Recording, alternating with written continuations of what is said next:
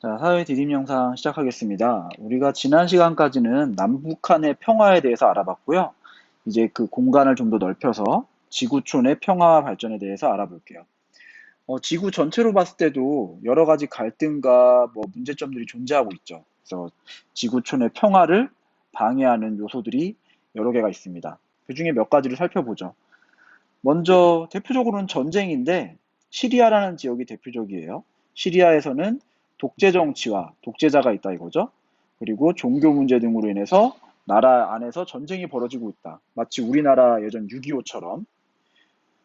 근데 보면은 전쟁 이전의 모습과 전쟁 이후의 모습을 보세요. 벌써 이 하얀색 예쁜 광장이 폐허가 되어 있는 게 보이죠. 이런 식으로 그냥 한순간에 전쟁으로 인해서 삶의 모습이 바뀌게 됩니다. 이러다 보니까는 시리아에서 있다가는 목숨을 잃겠다 해가지고 잘 살기 위해서 좀 더 행복하게 평화롭게 살기 위해서 나라를 버리고 떠나는 사람들이 생겨나죠. 바로 그런 사람들을 우리가 뭐라고 하냐면은 난민이라고 부릅니다. 자신의 나라를 떠나서 다른 나라로 어 이제 가는 사람들. 근데 몇 해 전에 굉장히 뉴스상에서 화제가 됐던 게 뭐였냐면은 바로 이 사진이에요. 선생님이 수업 시간에도 설명한 적이 있는데 교과서에 있는 이 신문 기사의 사진입니다. 이렇게 바닷가에 한 아이가 3, 4살 정도 되는 아기가 이렇게 자고 있는 것처럼 엎드려 있어가지고 가보니까는 이미 숨져 있었던 거죠. 그래서 이 사진의 모습이 몇 년 전에 굉장히 세계적으로 많이 보도가 되면서 많은 사람들이 난민에 대해서 알게 되고 아, 이 사람들을 도와줘야 되는구나라는 공감대가 형성이 됐었습니다. 난민, 여기 나왔네요. 나라를 떠나서 자기가 살 곳을 찾아서 헤매는 사람들인데 이 아이 같은 경우는 부모와 함께 전쟁을 피해서 가게 된 거고요. 난민은 전쟁으로만 생기는 건 아니고 뭐 자연재해 같은 것도 하나의 원인이 되겠죠. 자연재해 때문에 그 지역에서 살 수가 없어가지고 떠나는 이런 경우도 이런 사람들이 존재한다는 거는 아직 세계가 전부 다 평화롭다라고는 볼 수 없는 거죠.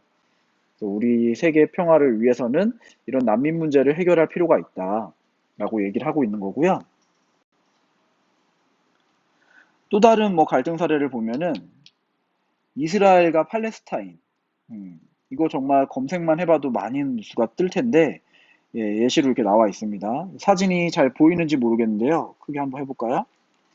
막 이렇게 아마 최루탄일 것 같은데 독한 연기를 막 이렇게 사람들한테 쏘고 서로 군인들이 막 진압을 하고 있고 사람들은 막 도망 다니고 있고 여기서 우리 뭐 이전에 배웠듯이 5.18 민주화 운동 뭐 이런 때처럼 서로 간에 막 이렇게 폭력이나 이런 걸로 인해서 사람이 숨지기도 하고 그러다 보니까는 이 전쟁으로 인해서 그 나라의 주민들은 또 그 주변의 사람들은 이제 평화를 위협받게 되는 거죠.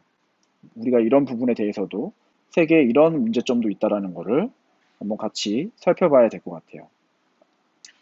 이 두 나라가 갈등을 일으키는 주요 원인으로는 종교 문제가 큽니다. 종교로 인해서 가치관이나 삶의 생활 문화가 많이 다른 거죠.